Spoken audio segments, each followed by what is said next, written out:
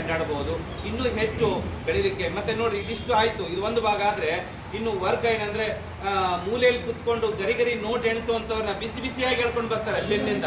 ಅದು ಹೇಗೆ ಹೇಳ್ಕೊಂಡು ಬರ್ತಾರೆ ಅಂದ್ರೆ ಅಣುಬಾಂಬಿಗೆ ಹೆದರದೇ ಇರುವಂತವ್ರು ಆ ಪಾಟೀಲ್ ಪೆನ್ನಿಗೆ ಹೆದರುವಂತ ವ್ಯವಸ್ಥೆ ಆಗಿದೆ. ಹೆದರಿಕೆ ಎಲ್ಲ ಎಚ್ಚೆತ್ತುಕೊಂಡು ಅವರು ಸುಮಾರ್ಗದಲ್ಲಿ ನಡೀಲಿ, ಬಡಬಗ್ಗರಿಗೆ ಸಿಗುವಂತ ಎಲ್ಲ ದಾರಿದೀಪಗಳನ್ನು ಕೊಡಲಿ. ಅವರು ತಿನ್ನುವಂಥದ್ದು ತಿಂದಿದ್ದಾರೆ, ಹೊಟ್ಟೆ ಉಬ್ಬುವಂಥದ್ದು ಆಗಿದೆ. ಅವ್ರ ಹೊಟ್ಟೆ ಉಬ್ಬಿದ ಮೇಲೆ ಆದರೂ ಬಾಕಿದವ್ರಿಗೆ ಕೊಡ್ಲಿ ಅನ್ನೋದೇ ಅವ್ರ ಉದ್ದೇಶ ಆಗಿದೆ. ತಿನ್ನೋದೇ ಬಿಡಬೇಡ್ರಿ, ತಿಂದ್ರು ನೀವು ಬಾಕಿದವರಿಗೆ ಆಹಾರ ಕೊಡಿ ಅನ್ನುವಂಥದ್ದು.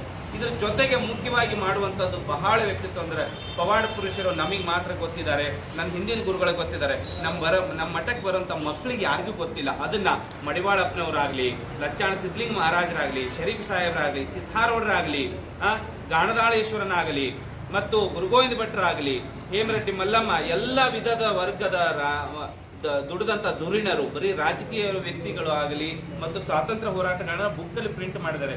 ಕೆಲವೊಂದು ಪುರಾತನ